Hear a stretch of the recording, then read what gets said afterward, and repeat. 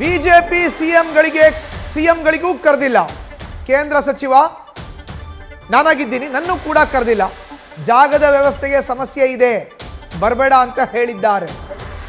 ಸಿದ್ದರಾಮಯ್ಯ ರಾಮ, ನಾನು ಆಂಜನೇಯ ಅಂದಿದ್ದ ಮಾಜಿ ಸಚಿವ ಎಚ್ ಆಂಜನೇಯ ಅವರ ಹೇಳಿಕೆಗೆ ತಿರುಗೇಟನ್ನು ಕೊಟ್ಟಿದ್ದಾರೆ ಕೇಂದ್ರ ಸಚಿವ ಪ್ರಹ್ಲಾದ್ ಜೋಶಿ. ರಾಮನನ್ನ ಹಿಡಿದುಕೊಂಡು ಎಲೆಕ್ಷನ್ ಗೆಲ್ಲಲು ಹೊರಟಿದ್ದಾರೆ ಎಂಬ ಹೇಳಿಕೆಯನ್ನ ಪ್ರಹ್ಲಾದ್ ಜೋಶಿ ಹೇಳಿಕೆಗೆ ಕೌಂಟರ್ನ ಕೊಟ್ಟಿದ್ದಾರೆ ಸಚಿವ ಎಂ ಬಿ ಪಾಟೀಲ್. ಒಳ್ಳೇದಾಯ್ತಲ್ಲ, ಅವರೇ ರಾಮ, ಸ್ವತಃ ಸಿದ್ದರಾಮಯ್ಯನೇ ರಾಮ. ಆ ರಾಮಗೆ ಹೋಗಿ ಯಾಕೆ ಪೂಜೆ ಮಾಡಬೇಕು? ಅವ್ರ ಊರಿನಲ್ಲೇ ರಾಮ ಮಂದಿರ ಇದೆ, ಅಲ್ಲಿ ಹೋಗಿ ಪೂಜೆ ಮಾಡ್ತಾರೆ ಅಲ್ವಾ? ಅಲ್ಲಿ ಯಾಕೆ ಹೋಗ್ಬೇಕು? ಅವರು ಬಿ ಜೆ ಪಿ ರಾಮ, ಅದು ಬಿ ಜೆ ಪಿ ಅವ್ರನ್ನ ಇವ್ರನ್ನ ಕಲಿಸ್ಕೊಂಡು ಭಜನೆ ಮಾಡ್ತಾರೆ. ಮಾಡ್ಕೊಳ್ಳಿ, ನಮಗೇನಂತೆ? ನಮ್ಮ ರಾಮ ಎಲ್ಲ ಕಡೆಗೆ ಇದ್ದಾನೆ, ನಮ್ಮ ರಾಮ ಎದೆಯಲ್ಲೇ ಇದ್ದಾನೆ. ನಾನು ಆಂಜನೇಯ ಏನು ಮಾಡಿದ ಗೊತ್ತಲ್ಲ ಅಲ್ವಾ? ನಾವೆಲ್ಲ ಶ್ರೀರಾಮನ ಭಕ್ತರು. ನಾವೆಲ್ಲರೂ ಹೆಚ್ಚು ಜನ ನಮ್ಮ ಸಮುದಾಯದವರು ಆಂಜನೇಯ ಅಂತ ಇಟ್ಕೊತಾರೆ, ರಾಮ ಅಂತ ಇಟ್ಕೊತಾರೆ, ಹನುಮಂತ ಅಂತ ಇಟ್ಕೊತಾರೆ, ಮಾರುತಿ ಅಂತ ಇಟ್ಕೊತಾರೆ. ರಾಮ, ಆಂಜನೇಯ ಇವರೆಲ್ಲ ನಮ್ಮ ವರ್ಗಕ್ಕೆ ಸೇರಿದವರು. ಅದರಿಂದ ಅವ್ರ ಮೇಲೆ ನಮಗೆ ಭಾಳ ಪ್ರೀತಿ, ಗೌರವ, ವಿಶ್ವಾಸ ಇದೆ.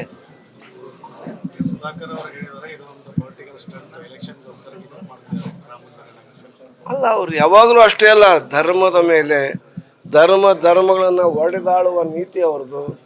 ಯಾವುದಾದ್ರೂ ಒಂದು ಧರ್ಮವನ್ನು ಉಗ್ರವಾಗಿ ಟೀಕೆ ಮಾಡಿಬಿಟ್ರೆ ಇತರ ಧರ್ಮೀಯರು ಓಟ್ ಹಾಕ್ತಾರೆ ಅನ್ನೋ ಒಂದು ಭ್ರಮೆಯಲ್ಲಿದ್ದಾರೆ.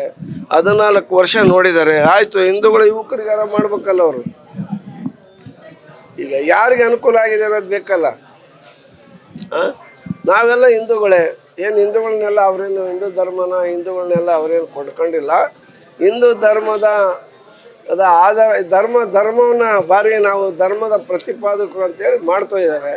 ಆ ಧರ್ಮಗಳಲ್ಲಿ ಎಷ್ಟು ಜಾತೀಯತೆ ಇದೆ, ಮೇಲಿದೆ, ಕೀಳಿದೆ, ಎಲ್ಲೆಲ್ಲಿ ಜನನ ಇಟ್ಟಿದ್ದಾರೆ, ಯಾವ ಧರ್ಮ ಶೋಷಣೆ ಮಾಡ್ತಾ ಇದೆ, ಶೋಷಣೆ ಮಾಡೋದಕ್ಕೆ ಏನಾದರೂ ಇವರು ಪರಿಹಾರ ನೀಡಿದಾರಾ? ನಾನು ಮೊನ್ನೆ ಹೇಳಿದೆ, ಮಂದಿರ ಸಾಕು, ಇನ್ನೂ ಜನ ಮನನ ಕಟ್ಟ್ರಿ. ಇನ್ನೂ ಜನಗಳು, ಈ ದೇಶದ ಜನ ನಾಯಿ ನರಿಗಳು ಕೂಡ ವಾಸ ಮಾಡಲಿಕ್ಕೆ ಯೋಗ್ಯವಲ್ಲದಂಥ ಸ್ಥಳದಲ್ಲಿ ವಾಸ ಮಾಡ್ತಾ ಇದ್ದಾರೆ. ಈ ಊರಿನ ಎಲ್ಲ ಮಲಮೂತ್ರ ಮಾಡಿರ್ತಕ್ಕಂಥ ಕೊಚ್ಚೆ ನೀರು ಹೋಗುತ್ತಲ್ಲ, ಆ ಕೊನೆಯಲ್ಲಿ ಯಾರು ಕೇಳಲ್ಲ ಅಂಥ ಸ್ಥಳದಲ್ಲಿ ಹೋಗ್ಬಿಟ್ಟು ವಾಸ ಮಾಡ್ತಾ ಇದ್ದಾರೆ. ಅಂಥ ಜನರನ್ನ ಕೈ ಹಿಡಿದು ಅವ್ರ ಕಣ್ಣೀರು ಒರೆಸಿ ಬೀದಿಯಲ್ಲಿರ್ತಕ್ಕಂಥವ್ರನ್ನ ಕರ್ಕೊಂಬಂದು ಸೂರು ಕೊಟ್ಟು ಅವನ್ನ ರಕ್ಷಣೆ ಮಾಡಿ ಇಲ್ಲಿ ರಾಮ ಮಂದಿರ ಕಟ್ಟ್ರಿ. ರಾಮ ಮಂದಿರ ಅಂದ್ರೆ ಯಾವುದಂದ್ರೆ ಈ ಮನೆ ಇಲ್ಲದ, ಸೂರಿಲ್ಲದ, ಗುಡಿಸಲಿಲ್ಲದ, ಬಾತ್ರೂಮ್ನಲ್ಲಿ ವಾಸ ಮಾಡುವ, ಮರದಡೆಯಲ್ಲಿ ವಾಸ ಮಾಡುವ, ಚರಂಡಿಯಲ್ಲಿ ವಾಸ ಮಾಡುವ ಜನರನ್ನ ಮನೆಗೆ ಕಟ್ಟಿ ಅದಕ್ಕೆ ರಾಮ ಮಂದಿರ ಅಂತ ಇಡ್ರಿ. ಆಗ ರಾಮ, ನಿಜವಾದ ರಾಮ ಅಲ್ಲಿ ಬಂದು ನಿಮಗೆ ಆಶೀರ್ವಾದ ಮಾಡ್ತಾನೆ, ಓಟಿನ ರಾಮ ಅಲ್ಲ. ರಾಜ್ಯದಲ್ಲಿ ಮತ್ತು ದೇಶದಲ್ಲಿ ಕಾಂಗ್ರೆಸ್ ಪಾರ್ಟಿ ಟೋಟಲಿ ಕನ್ಫ್ಯೂಸ್ಡ್ ಆಗಿದೆ. ರಾಮ ಮಂದಿರ, ವಿಶೇಷವಾಗಿ ರಾಮ ಮಂದಿರ ಉದ್ಘಾಟನೆಯ ಹಿನ್ನೆಲೆಯಲ್ಲಿ ಅವರಿಗೆ ರಾಮ ಮಂದಿರ ಆಗ್ತದೆ ಅನ್ನುವಂಥದ್ದು ಕಲ್ಪನೆ ಇರಲಿಲ್ಲ, ಆಗಬೇಕಂತ ಇಚ್ಛೆನೂ ಇರಲಿಲ್ಲ. ಹಾಗಾಗಿ ಅವ್ರಿಗೆ ಒಂದು ರೀತಿಯಾದಂಥ ಹೊಟ್ಟೆ ಕಿಚ್ಚು, ಆತಂಕ ಎಲ್ಲವೂ ಶುರುವಾಗಿದೆ. ಅದರ ಪರಿಣಾಮ ಮೊದಲೆದ್ದು ತಾವು ಹೋಗಬಾರ್ದು ಅನ್ನುವಂಥದ್ದು ಕನ್ಫ್ಯೂಷನ್ನು. ಮಂದಿರ ಉದ್ಘಾಟನೆ ಬಂದಿದೆ, ಹೋಗಬಾರ್ದು, ನಾವು ಹೋಗೋದಿಲ್ಲ ಅಂತ ಕೆಲವರು ಸ್ಟೇಟ್ಮೆಂಟ್ ಕೊಡ್ತಾರೆ. ರಾಮನ ಅಸ್ತಿತ್ವದ ಬಗ್ಗೆನೇ ಪ್ರಶ್ನೆ ಮಾಡಿದಂಥವ್ರು ಇವರು. ರಾಮ ಅನ್ನೋದು ಕಾಲ್ಪನಿಕ ಅಂತ ಹೇಳಿದರು ಮತ್ತು ಇದರ ಬಗ್ಗೆ ನಿರ್ಣಯವನ್ನು ಮಾಡಬಾರ್ದು ಅಂತ ಹೇಳಿದರು. ಮತ್ತು ಪ್ರಧಾನಮಂತ್ರಿಗಳು ಯಾಕೆ ಹೋಗ್ತಾ ಇದ್ದಾರೆ ಉದ್ಘಾಟನೆಗೆ ಅನ್ನುವಂಥ ಪ್ರಶ್ನೆ ಮಾಡಿದರು. ಇದು ಯಾವುದೂ ಜನ ಸ್ವೀಕಾರ ಮಾಡಲಿಲ್ಲ ಅಂದಮೇಲೆ ಈಗ 30 ವರ್ಷದ ಹಳೆಯ ಕೇಸನ್ನು 35 ವರ್ಷದ ಹಳೆಯ ಕೇಸನ್ನು ಇವತ್ತು ತೆಗೆದು ಜನರನ್ನು ಅರೆಸ್ಟ್ ಮಾಡುವಂಥ ಒಂದು ಅತ್ಯಂತ ನೀಚ ಕೃತ್ಯಕ್ಕೆ ಕಾಂಗ್ರೆಸ್ ಪಾರ್ಟಿ ಕೈ ಹಾಕಿದೆ. ಆ ವ್ಯಕ್ತಿ, ಅದರಲ್ಲಿ ಒಬ್ಬರು ಪೂಜಾರಿ ಅಂತಿದ್ದಾರೆ, ಇನ್ನೊಬ್ಬರು ಕುಲಕರ್ಣಿ ಅನ್ನೋರನ್ನ ಕರ್ಕೊಂಬಂದಿದ್ದಾರೆ ಪೊಲೀಸ್ ಸ್ಟೇಷನ್ಗೆ. ಅವ್ರಿಗೆ 72 ವರ್ಷ, 72 ಇಯರ್ಸ್.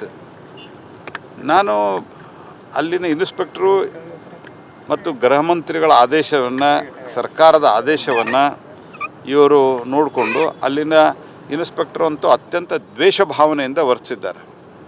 ಸೊ ಹೀಗಾಗಿ ರಾಮ ಮಂದಿರ ಆದದ್ದಕ್ಕೆ ಕಾಂಗ್ರೆಸ್ ಪಾರ್ಟಿ ಅತ್ಯಂತ ಸಂಕಟ ಆಗ್ತದೆ. ಹೊಟ್ಟೆ ಕಿಚ್ಚು ನಾ ಹೇಳಿದ್ಮೇಲೆ ಕೇಳಲ್ಲ. ಹೊಟ್ಟೆ ಕಿಚ್ಚಿನಿಂದ ವರ್ತಿಸ್ತಾ ಇದ್ದಾರೆ ಕಾಂಗ್ರೆಸ್ ಪಾರ್ಟಿ, ಹೊಟ್ಟೆ ಕಿಚ್ಚಿನಿಂದ ವರ್ತಿಸ್ತಾ ಇದ್ದಾರೆ. ಸೊ ಇದು ಸರಿಯಲ್ಲ. ಇನ್ನು ನೀವು ಕೇಳಿದಂಥ ಪ್ರಶ್ನೆ, ಹುಬ್ಳಿ ವಿಚಾರ ಸಂಬಂಧಪಟ್ಟಂಗೆ ಕಾನೂನು ಹೋರಾಟ ಏನಾದ್ರು ಮಾಡುತ್ತಾ ಬಿಜೆಪಿ? ಕಾನೂನು ಹೋರಾಟ ಅಂತೂ ಮಾಡೇ ಮಾಡ್ತೀವಿ, ರಾಜಕೀಯವಾಗಿಯೂ ಹೋರಾಟ ಮಾಡ್ತೀವಿ ಮತ್ತು ಸಾಮಾಜಿಕವಾಗಿ ಹೋರಾಟ ಮಾಡ್ತೀವಿ.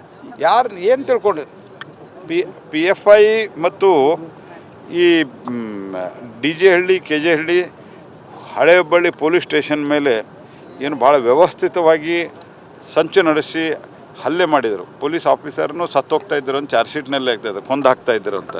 ಅಂಥವ್ರನ್ನ ಬಿಡುಗಡೆಗೆ ನೀವು ಪತ್ರ ಬರೀತೀರಿ ಕಾಂಗ್ರೆಸ್ ಪಾರ್ಟಿಯವರು? ಈಗ 35 ವರ್ಷದ ಹಿಂದಿನ ಕೇಸು, ಅದರಲ್ಲಿ ಒಬ್ಬನಿಗೆ 75 ವರ್ಷ ಆಗಿದೆ ನನಗೆ ಗೊತ್ತಿರೋ ಮಟ್ಟಿಗೆ, ಒಬ್ಬನಿಗೆ 60-62 ವರ್ಷ ಆಗಿದೆ. ಅದರಲ್ಲಿ ಒಬ್ಬರಂತೂ ಆ ಹೋರಾಟದಲ್ಲೇ ಇರಲಿಲ್ಲ. ಯಾವ ಆಧಾರದ ಮೇಲೆ ಬಂಧಿಸ್ತೀರಿ ನೀವು? ಸಿದ್ದರಾಮಯ್ಯನವರು ಏನು ಮಾಡ್ತಾ ಇದ್ದೀರಿ ನೀವು ರಾಜ್ಯದಲ್ಲಿ? ನೀವೇನು ಮೊಘಲ್ ಸರ್ಕಾರ ನಡೆಸ್ಬೇಕಂತ ಮಾಡಿದ್ದೀರಾ ಅಥವಾ ಇಸ್ಲಾಮಿಕ್ ISIS ಒಂದು ಸಂಸ್ಥೆ ಇದೆಯಲ್ಲ ಆ ರೀತಿಯ ಸರ್ಕಾರ ನಡೆಸ್ಬೇಕಂತ ಮಾಡಿದ್ದೀರಾ ನೀವು? ಅಥವಾ ಏನು ISIS ಸರ್ಕಾರ ಇದೆ ಅಂತ ನೀವು ISISದವ್ರು ಅಂತ ಅಂದ್ಕೊಂಡಿದ್ದಾರ ನೀವು? ಇದು ರಾಹುಲ್ ಗಾಂಧಿಗೆ ಒಂದು ಪ್ರೀತ್ಯಾದರಕ್ಕೆ, ಸೋನಿಯಾ ಗಾಂಧಿ ಪ್ರೀತ್ಯಾದರಕ್ಕೆ ಇದನ್ನು ನೀವು ಮಾಡ್ತಾ ಇದ್ದೀರಾ. ಇದನ್ನು ಅತ್ಯಂತ ತೀವ್ರವಾಗಿ ನಾನು ಖಂಡಿಸ್ತೇನೆ. ಕಾಂಗ್ರೆಸ್ದು ISIS ಮಾದರಿ ಸರ್ಕಾರ ಅಂಥೇಳಿ ಆಡಳಿತ ನಡೆಸ್ತಾ ಇದೆ ಅಂತೇಳಿ ಕಳೆದ 5 ವರ್ಷ ಪ್ರಹ್ಲಾದ್ ಜೋಶಿ ಅವ್ರಿಗೆ ಹೇಳಿ, ಕಳೆದ 5 ವರ್ಷ ಯಾವ ರೀತಿ ಸರ್ಕಾರ ಇವ್ರು ನಡೆಸಿದರು? ಹಿಜಾಬು, ಹಲಾಲು, ಅಜಾನು ಅಷ್ಟೇ ಅಲ್ಲ, ಬರೇ ಎಲ್ಲವನ್ನು ಇವತ್ತು ಸಹ ಆಡಳಿತ ಯಂತ್ರವನ್ನು ಕೈಯಲ್ಲಿ ತೆಗೆದುಕೊಂಡು ಇವತ್ತು ಜನರು ಇವರಿಗೆ ತಕ್ಕ ಪಾಠವನ್ನು ಕಲಿಸಿ ಅವ್ರ ಮನೆಗೆ ಕಳಿಸಿದ್ದಾರೆ. ಕಾಂಗ್ರೆಸ್ಸಿಗೆ 135 ಸೀಟ್ಗಳನ್ನ ಗೆಲ್ಲಿಸಿ ಇವ್ರನ್ನ ಮನೆಯಲ್ಲಿ ತಿರಸ್ಕಾರ ಮಾಡಿ ಮನೆಯಲ್ಲಿ ಕೂರಿಸಿದ್ದಾರೆ. ನಮ್ಮ ಕಾಂಗ್ರೆಸ್ ಪಕ್ಷ ಇವತ್ತು ಸಹ ಸಿದ್ಧಾಂತ ಬಸವಣ್ಣವರು, ಬಸವಾದಿ ಶರಣರ ಸಿದ್ಧಾಂತ ಮತ್ತು ಇದು ಸರ್ವ ಜನಾಂಗದ ಶಾಂತಿಯ ತೋಟ ಇರಬೇಕು ಅಂತೇಳಿ ರಾಷ್ಟ್ರಕವಿ ಕುವೆಂಪು ಹೇಳಿದಾರೆ. ಆ ಒಂದು ಸಿದ್ಧಾಂತವನ್ನು ಇಟ್ಕೊಂಡಂಥವ್ರು. ಬಸವಣ್ಣವರ ಸಿದ್ಧಾಂತಗಳೇನಿತ್ತು, ಎಲ್ಲ ಜಾತಿ ಧರ್ಮಗಳನ್ನ ಸರಿಸಮಾನವಾಗಿ ಕಾಣುವಂಥದ್ದು, ಶೋಷಿತರನ್ನ, ಹಿಂದುಳಿದವ್ರನ್ನ, ಬಡವರನ್ನ ಎಲ್ಲರನ್ನೂ ಕೂಡ ಇವತ್ತು ನಾವು ಕೊಟ್ಟಂಥ ಯೋಜನೆಗಳು ಎಷ್ಟಿದ್ದಾವೆ ರೈತರ ಸಲುವಾಗಿ. ಅನ್ನಭಾಗ್ಯ, ಬಡವರಿಗೆ ಅನ್ನಭಾಗ್ಯ ಯೋಜನೆ, ಕ್ಷೀರಭಾಗ್ಯ ಯೋಜನೆ, ಈಗ 5 ಗ್ಯಾರಂಟಿಗಳ ಮೂಲಕ ಇವತ್ತು ಜನರಿಗೆ ನಾವು ಬಡವರಿಗೆ ಇವತ್ತು ಸಹ ಸಹಾಯಕ್ಕೆ ಬಂದಿದ್ದೀವಿ, ಮಹಿಳೆಯರಿಗೆ ಸಹಾಯಕ್ಕೆ ಬಂದಿದ್ದೀವಿ. ಗೃಹಲಕ್ಷ್ಮಿ ಯೋಜನೆ ಇವತ್ತು ಇದು ಯಾವುದೂ ಕೂಡ ಆಗಿಲ್ಲ. ನರೇಂದ್ರ ಮೋದಿಯವರು ಅಚ್ಚೇ ದಿನ ಅಂತ ಹೇಳಿದರು, 2 ಕೋಟಿ ಉದ್ಯೋಗ ಸೃಷ್ಟಿ ಮಾಡ್ತೀವಿ ಅಂತ ಹೇಳಿದರು, 15 ಲಕ್ಷ ಅಕೌಂಟಿಗೆ ತಂದು ಹಾಕ್ತೀವಿ ಅಂತ ಹೇಳಿದರು, ರೈತರ ಆದಾಯ ದ್ವಿಗುಣ ಮಾಡ್ತೀವಿ ಅಂತ ಹೇಳಿದರು. ಬಹುಶಃ ಇದ್ರ ಬಗ್ಗೆ ಪ್ರಹ್ಲಾದ್ ಜೋಶಿಯವರು ಉತ್ತರ ಕೊಡಬೇಕು. ಇಲ್ಲಿ ನಮ್ಮ ರಾಜ್ಯದಲ್ಲಿ ಎಲ್ಲ ಧರ್ಮದವ್ರನ್ನ, ಎಲ್ಲ ಜಾತಿಯವ್ರನ್ನ ಸರಿಸಮಾನವಾಗಿ ಕಾಣುವಂಥದ್ದು ಮತ್ತು ಯಾರೇ ತಪ್ಪು ಮಾಡಿದರೂ ಕೂಡ ಆ ತಪ್ಪಿಸ್ತಾರೆ, ಅದು ಹಿಂದೂಗಳಿರ್ಬೋದು, ಮುಸಲ್ಮಾನರಿರ್ಬೋದು, ಸಿಖ್ರಿರ್ಬೋದು, ಬೌದ್ಧರಿರ್ಬೋದು, ಅಥವಾ ಯಾವುದೇ ಜಾತಿಯವರು ಇರ್ಬೋದು, ಯಾವುದೇ ಪಕ್ಷದವ್ರು ಇರ್ಬೋದು. ಕಾಂಗ್ರೆಸ್ ಪಕ್ಷದವ್ರು ಯಾರಾದರೂ ತಪ್ಪು ಮಾಡಿದರೆ ಅವ್ರ ಮೇಲೂ ಕೂಡ ನಿರ್ದಾಕ್ಷಿಣ್ಯವಾಗಿ ನಾವು ಕ್ರಮ ಕೈಗೊಳ್ತೀವಿ. BJP ಅವ್ರು ತಪ್ಪು ಮಾಡಿದ್ರೆ ಅವ್ರ ಮೇಲೆ ನಿರ್ದಾಕ್ಷಿಣ್ಯವಾಗಿ ಕ್ರಮ ಕೈಗೊಳ್ತೀವಿ. ಇದು ನಮ್ಮ ಆಡಳಿತ. ಇದು ನ್ಯೂಸ್ ಫಸ್ಟ್, ನಿರ್ಭೀತಿಯಿಂದ ನಿಮ್ಮ ಪರವಾಗಿ.